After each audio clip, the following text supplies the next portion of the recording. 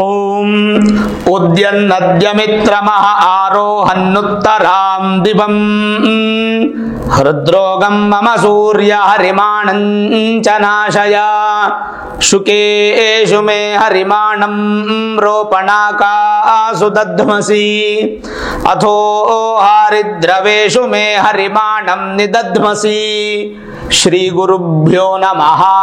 ಹರಿ ಓಂ. ಆತ್ಮೀಯ ಪ್ರಿಯ ಪ್ರೇಕ್ಷಕ ಬಂಧುಗಳೇ, ನಿಮ್ಮೆಲ್ಲರ ಜೀವನ ಸುಖಕರ, ಲಾಭಕರ, ಕ್ಷೇಮಕರವಾಗಿರಲಿ ಅಂತ ನನ್ನ ಆರಾಧ್ಯ ದೇವಿ ಹೊರನಾಡು ಅನ್ನಪೂರ್ಣೇಶ್ವರಿಯ ಪಾದಗಳಿಗೆ ನಮಸ್ಕರಿಸ್ತಾ, ಪ್ರಿಯ ಪ್ರೇಕ್ಷಕ ಮಿತ್ರರೇ, ಕನ್ಯಾ ರಾಶಿ ಆಗಸ್ಟ್ ತಿಂಗಳ ಮಾಸ ಭವಿಷ್ಯ ಹೇಗಿದೆ ಅನ್ನುವಂಥದ್ದನ್ನು ಈ ವಿಡಿಯೋಲ್ಲಿ ನಾವು ನೋಡೋಣ. ಮುಖ್ಯವಾಗಿ ಶ್ರಾವಣ ಮಾಸ ಅಥವಾ ಆಗಸ್ಟ್ ತಿಂಗಳಲ್ಲಿ ಏನು ಬರುತ್ತೆ, ಈ ಮಾಸನ ಶ್ರಾವಣ ಮಾಸ ಅಂತ ಕರಿತೀವಿ. ಶ್ರಾವಣ ಮಾಸ ಅಂದ ಕೂಡಲೇ ಮನೆಯಲ್ಲಿ ಹಬ್ಬದ ವಾತಾವರಣ, ಸಂಭ್ರಮಾಚರಣೆ, ಖುಷಿ, ಸಂತೋಷ, ಹೆಣ್ಣು ಮಕ್ಕಳಿಗೆ ವಿಶೇಷವಾದಂಥ ಬಲ, ಯೋಗ ಇವೆಲ್ಲವೂ ಸಿಗುವಂತಹದ್ದು ಈ ಶ್ರಾವಣ ಮಾಸದಲ್ಲೇ. ಹಾಗಾಗಿ ನಾಡಿನ ಸಮಸ್ತ ವೀಕ್ಷಕರಿಗೂ ವಿಶೇಷವಾಗಿ ನಾಗ ಚತುರ್ಥಿ, ನಾಗ ಪಂಚಮಿ ಹಬ್ಬದ ಹಾರ್ದಿಕ ಶುಭಾಶಯಗಳು, ವರಮಹಾಲಕ್ಷ್ಮಿ ಹಬ್ಬದ ಹಾರ್ದಿಕ ಶುಭಾಶಯಗಳು, ಶ್ರೀಕೃಷ್ಣ ಜನ್ಮಾಷ್ಟಮಿ ಹಬ್ಬದ ಹಾರ್ದಿಕ ಶುಭಾಶಯಗಳು, ಮಂಗಳಗೌರಿ ಹಬ್ಬದ ಹಾರ್ದಿಕ ಶುಭಾಶಯಗಳು, ಶ್ರಾವಣ ಶನಿವಾರದ ಹಬ್ಬದ ಹಾರ್ದಿಕ ಶುಭಾಶಯಗಳು.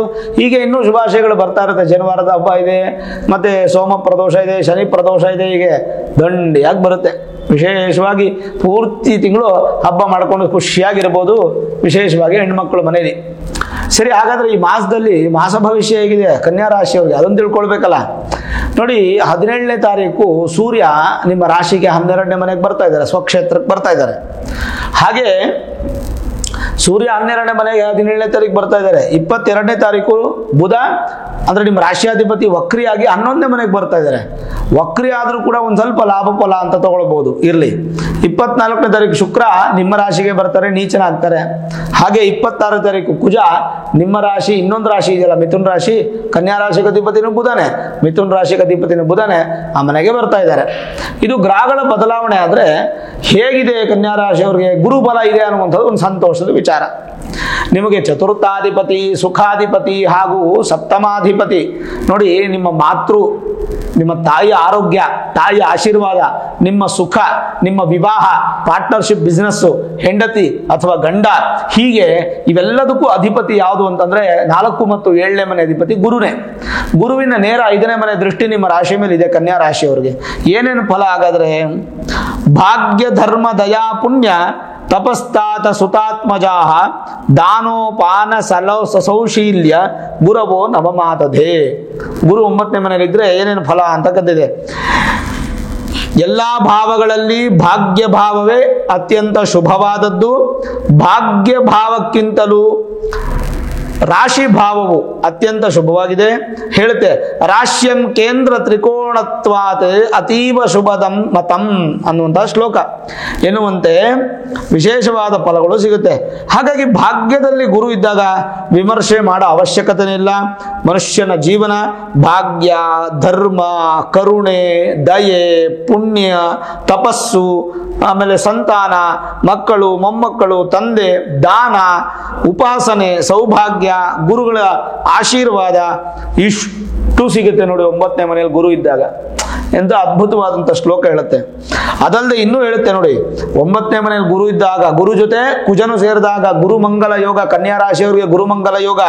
ಏನ್ ಹೇಳುತ್ತೆ, ಭಾಗ್ಯ ಪ್ರಭಾವ ಗುರು ಧರ್ಮ ತಪಶುಭಾನಿ ಸಂಚಿಂತ ಏನ ಮಮದೇವ ಪುರೋಹಿತಾಭ್ಯಾಂ ಭಾಗ್ಯೇಶ ದೇವ ಸಚಿವು ಶುಭವರ್ಗ ಯಾತೋ ಭಾಗ್ಯೇ ಶುಭಗ್ರಹಯುತೆ ಸಮುಪೈತಿ ಭಾಗ್ಯಂ ಎಂಬಂತೆ ಮನುಷ್ಯನ ಭಾಗ್ಯ ಪ್ರಭಾವ, ಗುರು, ಧರ್ಮ, ತಪಶ್ಚರ್ಯ ಮೊದಲಾದವುಗಳನ್ನ ಭಾಗ್ಯ ಮತ್ತು ಗುರುವಿನಿಂದ ಚಿಂತಿಸಬೇಕು.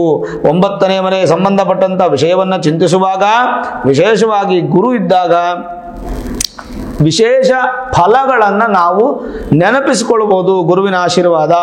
ಹಾಗಾಗಿನೇ ಭಾಗ್ಯ ಶುಭಗ್ರಹಯುತೆ ಸಮುಪೈತಿ ಭಾಗ್ಯಂ ಎನ್ನುವಂತೆ ಭಾಗ್ಯದಲ್ಲಿರುವಂತಹ ಶುಭಗ್ರಹರು ಶುಭ ಫಲವನ್ನು, ಪಾಪೋಪಿ ತುಂಗ ನಿಜ ಮಿತ್ರ ಗೃಹೋಪಗಚ್ಚೇತ್. ಅಂದ್ರೆ ಪಾಪಗಳು ಕೊಡುವಂತಹ ಪಾಪ ಗ್ರಹ ಇದ್ದರೂ ಕೂಡ ಭಾಗ್ಯ ಫಲವೇ ಕೊಡುತ್ತೆ. ಅದಕ್ಕೆ ಹೇಳುತ್ತೆ ಭಾಗ್ಯೇತು ಭಾಗ್ಯ ಫಲದಃ ಸತತಂ ನರಾಣಾಂ ಎನ್ನುವಂತೆ ಪಾಪಗ್ರಹವೂ ಕೂಡ ಭಾಗ್ಯದಲ್ಲಿದ್ದಾಗ ಗುರುವಿನ ಸಹಕಾರದೊಂದಿಗೆ ಶುಭ ಫಲವೇ ಕೊಡುತ್ತೆ ಎನ್ನುವಂಥದ್ದು ಹೇಳುತ್ತೆ. ಎಷ್ಟು ಚೆನ್ನಾಗಿದೆ ನೋಡಿ. ಇದು ನಿಮಗೆ ತಿಳಿಸ್ಬೇಕು ಅಂತಾನೆ ಗ್ರಂಥ ತಗೊಂಡು ಅದರದ್ದು ಅನಾಲಿಸಿಸ್ ಮಾಡಿ ನಾನು ನಿಮಗೆ ತಿಳಿಸಿದೆ. ಆಯ್ತು, ಹಾಗಾದ್ರೆ ಭಾಗ್ಯದಲ್ಲಿ ಗುರು ಇದ್ರೆ ಏನು ಫಲ? ಗುರು ಭಾಗ್ಯದಲ್ಲಿದ್ದಾಗ ವಿಶೇಷವಾಗಿ ಈ ಸಂದರ್ಭಕ್ಕೆ ಯಾರ್ಯಾರು ಟೀಚರ್ಸ್ ಆಗಿರ್ತೀರಾ, ಲೆಕ್ಚರರ್ಸು ಮತ್ತೆ ಪ್ರೊಫೆಸರ್ಸು, ಆಮೇಲೆ ಈ ಸ್ಕೂಲಲ್ಲಿ ಏನಾದರೂ ಅಡ್ಮಿನಿಸ್ಟ್ರೇಷನ್, ನಿಮ್ಮದೇ ಪ್ಲೇ ಹೋಮು ಅಥವಾ ಸ್ಕೂಲು ಟ್ಯುಟೋರಿಯಲ್ ಸೆಂಟರ್ ನಡೆಸ್ತಾ ಇದ್ರೆ ಎಲ್ಲದರಲ್ಲೂ ಅಭಿವೃದ್ಧಿ ಜಾಸ್ತಿ ಇರುತ್ತೆ.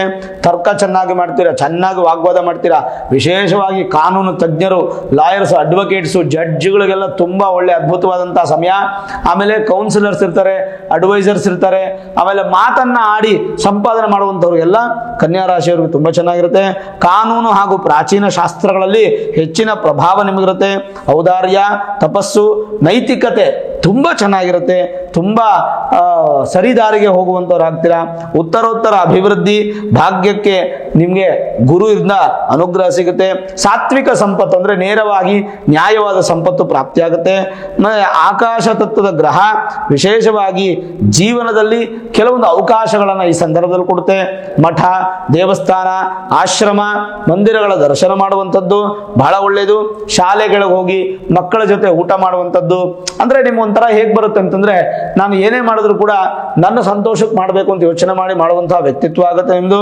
ಮತ್ತೆ ಸಮಾಜಕ್ಕೋಸ್ಕರ ತುಂಬಾ ದುಡಿತೀರಾ, ಅದು ನಿಮ್ಗೆ ಒಳ್ಳೆ ಫಲ ಸಿಗುತ್ತೆ. ಇನ್ನೊಂದು ವಿಶೇಷ ಏನಪ್ಪಾ ಅಂದ್ರೆ, ಈ ದೇವಸ್ಥಾನದ ಅರ್ಚಕರು, ಪುರೋಹಿತರು, ಮತ್ತೆ ಈ ಗುರುಗೆ ಸಂಬಂಧಪಟ್ಟಂತಹ ಗುರು ಸೇವೆ ಮಾಡುವಂತಹ ಭಕ್ತಾದಿಗಳು, ನಿಮ್ಮ ಎಲ್ಲರಲ್ಲೂ ಕೂಡ ಅತ್ಯಂತ ಅಭಿವೃದ್ಧಿ ಆಗಿರತಕ್ಕಂಥ ಫಲಗಳನ್ನ ನಾವು ಕಾಣಬಹುದು. ಜೊತೆಗೆ ಮಕ್ಕಳಿಂದ ಭಾಗ್ಯ ಪ್ರಾಪ್ತಿ, ಸಂತಾನದಿಂದ ಅನುಕೂಲ, ಷೇರು ವ್ಯವಹಾರದಲ್ಲೂ ಕೂಡ ಉತ್ತಮವಾದಂತಹ ಸಂದರ್ಭ ಅಂತ ಹೇಳ್ಬೋದು. ಅದ್ರ ಜೊತೆಗೆ ಧರ್ಮೇ ಅಘವಾನ್ 9ನೇ ಮನೆಯಲ್ಲಿ ಕುಜನೂ ಇರೋದ್ರಿಂದ ನಿಮಗೆ ಗುರು ಆದ್ರೂ ತಾಯಿಗೆ ಆಶೀರ್ವಾದ, ತಾಯಿ ಸುಖ, ನಿಮ್ಮ ಸುಖ, ಪಾರ್ಟ್ನರ್ಶಿಪ್ ಬಿಸ್ನೆಸ್ 7ನೇ ಮನೆ, ಮತ್ತೆ ವಿವಾಹ, ಗಂಡನಿಗೆ ಹೆಂಡತಿ, ಹೆಂಡತಿಗೆ ಗಂಡ, ಈ ಪ್ರಾಪ್ತಿ. ಆದ್ರೆ ಕುಜ ನೋಡಿ ನಿಮ್ಗೆ ಹೇಗಿದ್ದಾನೆ, ತೃತೀಯ ಮತ್ತು ಅಷ್ಟಮಾಧಿಪತಿ. ಅದೃಷ್ಟ, ಆಯುಷು, ಧೈರ್ಯ, ಸಹೋದರ ಸಹಾಯ, ಸ್ಥೈರ್ಯ, ವಿಜಯ ಇವೆಲ್ಲದಕ್ಕೂ ಅಧಿಪತಿ ಅಂತ ಕುಜ ನಿಮಗೆ ಭಾಗ್ಯದಲ್ಲಿ ಗುರು ಜೊತೆ ಗುರುಮಂಗಲ ಯೋಗದಲ್ಲಿರೋದ್ರಿಂದ ಧರ್ಮೇ ಅಘವಾನ್ ಎನ್ನುವಂತೆ ಕುಜನು ಪಾಪಕೃತ್ಯಗಳಿಗೆ ಕಾರಣ. ಆದ್ರೆ ಗುರುಮಂಗಲ ಯೋಗದಿಂದ ಒಳ್ಳೆ ಶುಭ ಕೃತ್ಯವಾದಂತಹ ಅಭಿವೃದ್ಧಿ, ತಂದೆಯಿಂದ ಆಶೀರ್ವಾದ, ಮತ್ತೆ ಮಕ್ಕಳಿಂದ ಉತ್ತಮವಾದಂತಹ ಹೆಸರು. ಯಂತ್ರ ಉದ್ಯಮಗಳು ಮಾಡ್ತಾ ಇದ್ರೆ, ಯಾವ್ದಾದ್ರು ಒಂದು ಕಂಪನಿ ಕೆಲಸ ಮಾಡ್ತಿದ್ದೀರಾ, ಕಬ್ಬಣ ಮಿಷಿನರೀಸ್ ಕೆಲಸ ಮಾಡ್ತಾ ಇದ್ದೀರಾ, ಅದರಲ್ಲೆಲ್ಲ ತುಂಬಾ ಚೆನ್ನಾಗಿರುತ್ತೆ. ಮತ್ತೆ ನಮ್ಮ ಫೈರ್ ಫೈಟರ್ಸ್ ಏನಿದ್ದಾರೆ ಅವ್ರಿಗೆಲ್ಲ ಬಹಳ, ಅಗ್ನಿಶಾಮಕ ದಳ ಅಂತ ಹೇಳ್ತೀವಲ್ಲ, ಅವ್ರಿಗೆಲ್ಲ ತುಂಬಾ ಒಳ್ಳೆ ಫಲ ಇದೆ. ಯಾರಿಗೂ ಏನು ಭಯ ಪಡೋ ಅವಶ್ಯಕತೆ ಇಲ್ಲ. ಧಾತ್ವಾಗ್ನಿ ಆಯುಧಗಳಿಂದ ಭಾಗ್ಯ ಅಂದ್ರೆ ಆಯುಧಗಳಿಂದ ಭಾಗ್ಯ. ಹಿಂದಿನ ಕಾಲದಲ್ಲಿ ಖಡ್ಗ, ಚೂರಿ ಅದೆಲ್ಲ ಇರ್ತಾ ಇತ್ತು, ಈಗ ಅದೆಲ್ಲ ಇಲ್ಲ. ಈಗೆಲ್ಲ ಬಾಂಬು, ದೊಡ್ಡ ದೊಡ್ಡ ಗನ್ನುಗಳು, ಈ ತರ ಅದನ್ನ ಉಪಯೋಗಿಸ್ತಕ್ಕಂಥ ನಮ್ಮ ಭಾರತ ದೇಶದ ಸೈನಿಕರು ಕೂಡ ತುಂಬಾ ಒಳ್ಳೇದಿರುತ್ತೆ. ಭೂಕಾರಕನಾದ್ರಿಂದ ಭೂಮಿಯಿಂದ ಅಭಿವೃದ್ಧಿ, ಮಣ್ಣಿನಿಂದ ನಿಮಗೆ ತುಂಬಾ ಒಳ್ಳೆ ಫಲ. ರೈತರಿಗೆ ಪರಿಪೂರ್ಣವಾಗಿ 3 ಹೊತ್ತು ಹೊಟ್ಟೆ ತುಂಬ ಊಟ, ಕಣ್ತುಂಬ ನಿದ್ರೆ, ಸಂತೋಷ, ಹವಳ ಇತ್ಯಾದಿ ವಸ್ತುಗಳನ್ನ ನೀವು ಖರೀದಿ ಮಾಡುವಂಥದ್ದು. ಸುಟ್ಟ ಪದಾರ್ಥಗಳಿಂದ ಧನಾಗಮ. ನೀವು ನಂಬ್ತಿರಲ್ವ, ಕಸ ಅಂತ ಬಿಸಾಕಿದ್ದು ಕೂಡ ನಿಮಗೆ ದುಡ್ಡು ಆಗತ್ತೆ. ವಿದ್ಯುತ್ ಕೆಲಸ ಮಾಡುವಂಥವ್ರು, ಎಲೆಕ್ಟ್ರಿಷಿಯನ್ಸ್ ಆಗ್ಬೋದು, ಅಥವಾ ಈ ನಮ್ಮ ಕರ್ನಾಟಕದ KEB ಕೆಲಸ ಮಾಡುವಂಥವ್ರು ಆಗ್ಬೋದು, ಅಥವಾ ಈ ಎಲೆಕ್ಟ್ರಾನಿಕ್ಸ್ ಇಂಜಿನಿಯರಿಂಗ್ ಮಾಡಿರ್ತಕ್ಕಂಥ ಕೆಲಸ ಮಾಡ್ತಾ ಇರ್ತಕ್ಕಂಥ, ಉದ್ಯೋಗ ಮಾಡ್ತಾ ಇರ್ತಕ್ಕಂಥವ್ರು ಆಗ್ಬೋದು, ಪುರುಷರಾಗ್ಬೋದು, ಸ್ತ್ರೀಯರಾಗ್ಬೋದು, ಎಲೆಕ್ಟ್ರಿಕಲ್ಸ್ ಶಾಪ್ ಇಟ್ಕೊಂಡಿರ್ತಾರ ಅಂತಕ್ಕಂಥವ್ರು ಆಗ್ಬೋದು. ಅಂದ್ರೆ ಈ ಬಲ್ಪು ಇತ್ಯಾದಿಗಳು ಎಲೆಕ್ಟ್ರಿಕ್ ಸಂಬಂಧಪಟ್ಟದ್ದು ಎಲ್ಲ ತುಂಬಾ ಅನುಕೂಲ ಆಗುತ್ತೆ. ಜೊತೆಗೆ ಭಾಗ್ಯದಲ್ಲಿ ಕುಜ ವಿಶೇಷವಾಗಿ ಗಣಿತವನ್ನು ಕೊಡ್ತಾನೆ. CA ಆಡಿಟರ್ಗಳಿಗೆ, ಮತ್ತೆ ಈ ಬ್ಯಾಂಕ್ ಅಕೌಂಟೆಂಟ್ಸ್ಗೆ, ಮತ್ತೆ ಬ್ಯಾಂಕಿಂಗ್ ರಿಲೇಟೆಡ್ ಆಗಿರ್ತಕ್ಕಂಥ ವಿದ್ಯಾಭ್ಯಾಸ, ಫಿನಾನ್ಷಿಯಲ್ ವಿದ್ಯಾಭ್ಯಾಸ, ಇಂಥವ್ರಿಗೆಲ್ಲ ತುಂಬಾ ಒಳ್ಳೆ ಕೊಡುತ್ತೆ. ತುಂಬಾ ರಾಜಸಿಕ, ತಾಮಸಿಕ ಜಾಸ್ತಿ ಇರುತ್ತೆ, ಸಾತ್ವಿಕ ಕಡಿಮೆ ಇರುತ್ತೆ. ಮತ್ತೆ ವಿಶೇಷವಾದಂಥ ಫಲ ಏನಪ್ಪಾ ಅಂತಂದ್ರೆ, ಆಪತ್ತುಗಳು ಯಾವ್ದಾದ್ರು ಬರುವಂತ ಸಾಧ್ಯತೆ ನಿಮ್ಮ ಮೂಲ ಜಾತಕದಲ್ಲಿ ಇದ್ರೂ ಕುಜ ಭಾಗ್ಯದಲ್ಲಿರೋದ್ರಿಂದ ಅದನ್ನು ನಿವಾರಣೆ ಮಾಡ್ತಾನೆ. ಓವರಾಲ್ ನೋಡಿದಾಗ ಅದ್ಭುತವಾದ ಫಲ ಗುರು ಮತ್ತೆ ಕುಜನಿಂದ ಗುರುಮಂಗಲ ಯೋಗದಿಂದ ನಿಮಗೆ ಸಿಗುತ್ತೆ. ಇನ್ನು ಶನಿನ ಪಂಚಮಾಧಿಪತಿ ಮತ್ತೆ ಷಷ್ಠಾಧಿಪತಿ ಆಗಿರ್ತಕ್ಕಂಥ ಶನಿ ಷಷ್ಠದಲ್ಲೇ ಇದ್ದಾರೆ. ಶನಿಯಿಂದ ಯಾವುದೇ ತೊಂದರೆಗಳು ನಿಮ್ಗಿಲ್ಲ. ಶುಕ್ರ ನಿಮ್ಮ ಮನೆಗೆ ಬರ್ತಾರೆ, ನಿಮ್ಗೆ 12ನೇ ಮನೆ ಇರ್ತಾರೆ, ಏನು ತೊಂದರೆ ಇಲ್ಲ, ಅದಕ್ಕೂ ಕೂಡ ಯಾವುದೇ ಭಯಪಡ ಅವಶ್ಯಕತೆ ಇಲ್ಲ. ಶುಕ್ರನಿಂದ ನಿಮಗೆ ಒಳ್ಳೇದೆ. ಶುಕ್ರ ನೀಚನಾದ್ರೂ ಕೂಡ ಕನ್ಯಾ ರಾಶಿಯಲ್ಲಿ ನೀಚ ಅಷ್ಟೇ ಬಿಟ್ರೆ ನಿಮ್ಮ ರಾಶಿಯಾಧಿಪತಿ ಅಂತ ಬುಧನಿಗೆ ಅವನ ಮಿತ್ರನಾದ್ರಿಂದ ಕನ್ಯಾ ರಾಶಿಯವರಿಗೆ ಕೂಡ ಶುಕ್ರನಿಂದ ಏನು ನೆಗೆಟಿವ್ ಇಲ್ಲ. ಹಾಗಾಗಿ ಭಾಗ್ಯಾಧಿಪತಿ ಹಾಗೂ ದ್ವಿತೀಯಾಧಿಪತಿ ಒಳ್ಳೆ ಫಲ. ನಿಮ್ಮ ರಾಶಿಯಾಧಿಪತಿ ಬುಧನು ಕೂಡ ಸಿಂಹ ರಾಶಿಯಲ್ಲಿ ಸ್ವಂತ ಮನೆಯಲ್ಲಿ ಅಂದ್ರೆ ಸೂರ್ಯನ ಸ್ವಂತ ಮನೆಯಲ್ಲಿ ನಿಮ್ಮ ರಾಶಿಯಾಧಿಪತಿ ಅಂದ್ರೆ ಕನ್ಯಾ ರಾಶಿಗೆ ಅಧಿಪತಿ ಅಂತ ಬುಧ ಜೊತೆಗಿರೋದ್ರಿಂದ ಅಂದ್ರೆ ಸಿಂಹ ರಾಶಿಯಲ್ಲಿ ಇರೋದ್ರಿಂದ ನಿಮಗೆ ಒಳ್ಳೆ ಫಲವೇ. ಅದಾದ್ಮೇಲೆ 11ನೇ ಮನೆಗೆ ಹೋಗ್ತಾರೆ. ಓವರಾಲ್ ನೋಡಿದಾಗ ಉದ್ಯೋಗ ಆಗ್ಬೋದು, ವ್ಯಾಪಾರ ಆಗ್ಬೋದು, ಮಕ್ಕಳ ವಿದ್ಯಾಭ್ಯಾಸ ಆಗ್ಬೋದು, ವಿದೇಶಿ ಪ್ರಯಾಣ ಆಗ್ಬೋದು, ಭಾಗ್ಯೋದಯ ಕಾಲಗಳಾಗ್ಬೋದು, ಅಥವಾ ವಿದ್ಯಾರ್ಥಿಗಳೇ ಆಗ್ಬೋದು. ವಿದೇಶಿ ಪ್ರಯಾಣದಲ್ಲಿ ಹೋಗಿ ವಿದ್ಯಾಭ್ಯಾಸ, ಉದ್ಯೋಗ, ವ್ಯಾಪಾರ ಮಾಡುವಂಥವ್ರು, ಯಂತ್ರ ತಂತ್ರಗಳನ್ನು ಮಾಡುವಂಥವ್ರು, ಯಂತ್ರದ ಉದ್ಯೋಗವನ್ನು ಮಾಡುವಂಥವ್ರು. ಯಂತ್ರ ಅಂತಂದ್ರೆ ಏನು? ಮಿಷಿನರೀಸ್ ಅಂತ ಹೇಳ್ತೀವಿ. ಸಾಫ್ಟ್ವೇರ್ ಉದ್ಯೋಗಿಗಳಾಗ್ಬೋದು, ಹೂವು ಹಣ್ಣಿನ ವ್ಯಾಪಾರಿಗಳಾಗ್ಬೋದು. ತುಂಬಾ ಚೆನ್ನಾಗಿದೆ, ಚಿಂತೆ ಮಾಡೋ ಅವಶ್ಯಕತೆ ಇಲ್ಲ. ಕನ್ಯಾ ರಾಶಿಯವರು ಯಾವುದು ಪರಿಹಾರಗಳು ಬೇಕಿಲ್ಲ. ಇನ್ನು ಜನರಲೈಸ್ ಆಗಿ ನೋಡೋದಾದ್ರೆ ಶುಭ ಫಲದಾಯಕ. ನಿಮ್ಮ ಮುಖದಲ್ಲಿ ಯಾವಾಗಲೂ ನಗು ಹಾಗೂ ತೃಪ್ತಿ ಇರುತ್ತದೆ. ಕುಟುಂಬ ಸಮೇತರಾಗಿ ಮನರಂಜನಾ ಕಾರ್ಯಕ್ರಮಗಳಲ್ಲಿ ತೊಡೋದ್ರಿಂದ ಸಂತೋಷ. ಈ ಒಂದು ಎಲ್ಲ ಅವಕಾಶಗಳು ಈ ತಿಂಗಳಲ್ಲಿ ನಿಮಗೆ ಪ್ರಾಪ್ತಿಯಾಗುತ್ತೆ. ಉತ್ತಮ ಆರೋಗ್ಯ, ದೀರ್ಘಕಾಲದ ಸಮಸ್ಯೆಗಳಿಗೆ ಈ ತಿಂಗಳಲ್ಲಿ ಪರಿಹಾರ ಮಾಡ್ಕೋತೀರಾ. ಅಧಿಕ ಲಾಭ, ಬಂಧುಗಳ ಆಗಮನದಿಂದ ಮನಸ್ಸಿಗೆ ಸಂತೋಷ. ಇನ್ನು ಕೋರ್ಟು ಕಚೇರಿಗಳಲ್ಲಿ, ಸರ್ಕಾರಿ ಉದ್ಯೋಗದಲ್ಲಿ ಇದರಲ್ಲೆಲ್ಲ ಅಭಿವೃದ್ಧಿ ಜಾಸ್ತಿ ಇದೆ. ಕೈಗಾರಿಕಾ ಉದ್ಯಮಗಳಿಗೆ ಶುಭ ಫಲ. ತೈಲ ಹಾಗೂ ನೀರಿನ ವ್ಯಾಪಾರಗಳಿಗೆ ಅತ್ಯಂತ ಉತ್ತಮವಾದಂಥ ಲಾಭ. ನೂತನ ಕೆಲಸದಲ್ಲಿ ಜಯಪ್ರಾಪ್ತಿ. ಬಂಡವಾಳ ಹೂಡಿಕೆಗೆ ಈ ಮಾಸ ಶುಭ ಫಲ. ಷೇರು ವ್ಯವಹಾರದಲ್ಲಿ ಕೂಡ ಒಳ್ಳೆಯ ಫಲ. ಹೆಂಗಸರಿಗೆ ಬಂಗಾರ ಇತ್ಯಾದಿ ಖರೀದಿ ಮಾಡೋದಕ್ಕೆ ಈ ಮಾಸ ತುಂಬಾ ತುದಿಗಾಲಲ್ಲಿ ನಿಂತಿರ್ತಾರೆ, ಮಾಡ್ತಾರೆ. ಸಹೋದರರಿಂದ ಸಹಾಯ. ವಿದ್ಯಾರ್ಥಿಗಳು ಅತ್ಯಂತ ಶುಭ ಫಲ. ಸಂಗೀತ ಕ್ರೀಡೆಗಳಲ್ಲಿ ಹೆಚ್ಚಿನ ಆಸಕ್ತಿ. ದಿನ ಅಂದ್ರೆ ಪ್ರತಿ ತಿಂಗಳ ಪೂರ್ತಿ ದಿನದ ಅಂತ್ಯಗಳಲ್ಲಿ ಬಹಳ ಒಳ್ಳೆ ಫಲ. ಆಹಾರದ ವಿಚಾರದಲ್ಲಿ ಸ್ವಲ್ಪ ಜಾಗ್ರತೆ ಇರತಕ್ಕಂಥದ್ದು ಒಳ್ಳೆಯದು. ಮತ್ತೆ ಏನಾದರೂ ಅಗ್ರಿಮೆಂಟ್ಗಳು, ಸಿಗ್ನೇಚರ್ಗಳು, ಚೆಕ್ ಕೊಡೋದು, ಮತ್ತೆ ಯಾವುದಾದ್ರೂ ಈ ತರ ವಿಚಾರಗಳಲ್ಲಿ, ಫಿನಾನ್ಷಿಯಲ್ ವಿಚಾರ, ಸೆಕ್ಯೂರಿಟಿ ವಿಚಾರದಲ್ಲಿ ಸ್ವಲ್ಪ ಹುಷಾರಾಗಿರಿ. ಬೆಲೆ ಬಾಳುವ ವಸ್ತುಗಳ ಕಡೆ ಕೂಡ ಸ್ವಲ್ಪ ಗಮನ ಕೊಡಿ, ನಿಮ್ಮಿಂದ ದೂರವಾಗುವಂತ ಸಾಧ್ಯತೆ ಇರುತ್ತೆ. ಸಮೃದ್ಧ ಜೀವನದಿಂದ ಸಂತೋಷ. ಅದೃಷ್ಟದ ಮಾಸ ಆಗುತ್ತೆ. ರಾಜಕೀಯ ವ್ಯಕ್ತಿಗಳಿಗೆ ಶುಭ ಫಲ. ಹೊಸ ಯೋಜನೆಗಳ ಆಸಕ್ತಿ, ಧನಲಾಭ, ಮತ್ತೆ ನೂತನ ವಸ್ತು, ವಸ್ತ್ರ, ವಾಹನ ಇದೆಲ್ಲ ಖರೀದಿ ನಿಮಗೆ ಆಸಕ್ತಿ ಇರುತ್ತೆ. ವ್ಯಾಪಾರ ವ್ಯವಹಾರದಲ್ಲಿ ಲಾಭ ಪ್ರಾಪ್ತಿ. ಕುಟುಂಬದ ಜೊತೆಗೆ ದೇವಾಲಯ ದರ್ಶನ ಮಾಡ್ತೀರಾ. ತೃಪ್ತಿದಾಯಕ ಏನಪ್ಪ ಅಂದ್ರೆ ವಿಶೇಷ ವಿದೇಶಿ ಪ್ರಯಾಣವನ್ನ ಹೆಚ್ಚಿನ ಆಸಕ್ತಿಯಿಂದ ಮಾಡ್ತೀರಾ. ಸಹೋದರರಿಂದ, ಸ್ನೇಹಿತರಿಂದ ನಿಮಗೆ ಹೆಚ್ಚಿನ ಸಹಾಯ ಸಿಗುತ್ತೆ. ಬಂಧುಗಳ ಆಗಮನ. ನಿಮಗೆ ಗೌರವಾನ್ವಿತ ಹುದ್ದೆಯಲ್ಲಿ ಇರ್ತೀರಾ. ಆ ಹುದ್ದೆ ನಿಮಗೆ ಅತ್ಯಂತ ಖುಷಿಯನ್ನ ಕೊಡುತ್ತೆ.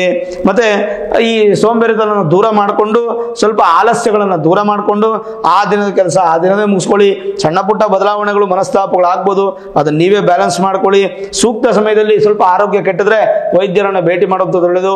ಉಷ್ಣ ಜ್ವರ ಸಮಸ್ಯೆಗಳು, ನೆಗಡಿ ಶೀತ ಸಮಸ್ಯೆಗಳು, ಸುಸ್ತು, ತಲೆನೋವು ಸಮಸ್ಯೆಗಳೆಲ್ಲ ಸ್ವಲ್ಪ ಬರಬಹುದು. ಅದನ್ನೇ ಸ್ವಲ್ಪ ನೀವು ಬಂದಾಗ ನೀವು ಡಾಕ್ಟರ್ನ ಮೀಟ್ ಮಾಡೋದು ಒಳ್ಳೆಯದು. ಮತ್ತೆ ಇನ್ನೊಂಚೂರು ನೆಗೆಟಿವ್ ಏನಪ್ಪಾ ಅಂತಂದ್ರೆ ಈ ಫೈನಾನ್ಸು, ಈ ಸೆಕ್ಯೂರಿಟಿ ರಿಲೇಟೆಡ್ ಹೇಳಿದ್ನಲ್ಲ, ಲೋನ್ ರಿಲೇಟೆಡ್, ಇದೊಂದು ಸ್ವಲ್ಪ ಸಮಸ್ಯೆಗಳು ಫಜೀತಿ ಮಾಡ್ಕೋತೀರಾ. ಅದೊಂದು ಮಾತ್ರ ಜಾಗೃತಿಯಾಗಿರ್ತಕ್ಕಂಥದ್ದು ಒಳ್ಳೆಯದು. ಸಾಧ್ಯವಾದಷ್ಟು ಉಪ್ಪನ್ನ ದಾನ ಮಾಡಿ. ಈ ತಿಂಗಳು ಉಪ್ಪನ್ನ ದಾನ ಮಾಡುವಂಥದ್ದು ನೀವೊಂದು ದೇವಸ್ಥಾನದಲ್ಲಿ ಮಾಡ್ಬೋದು. ಯಾರೋ ದೇವಸ್ಥಾನದಲ್ಲಿ ಏನೋ ವಿಶೇಷ ಫಂಕ್ಷನ್ ಇದ್ರೆ ಅದೊಂದು 100 kg 50 kg ಉಪ್ಪನ್ನ ಬಳಸ್ತಾ ಇದ್ರೆ ಕೊಡಿಸ್ಬೋದು. ಭಿಕ್ಷುಕರಿಗೆ ಕೊಡ್ಬೋದು, ಬಡವರಿಗೆ ಉಪ್ಪು ಕೊಡ್ಬೋದು.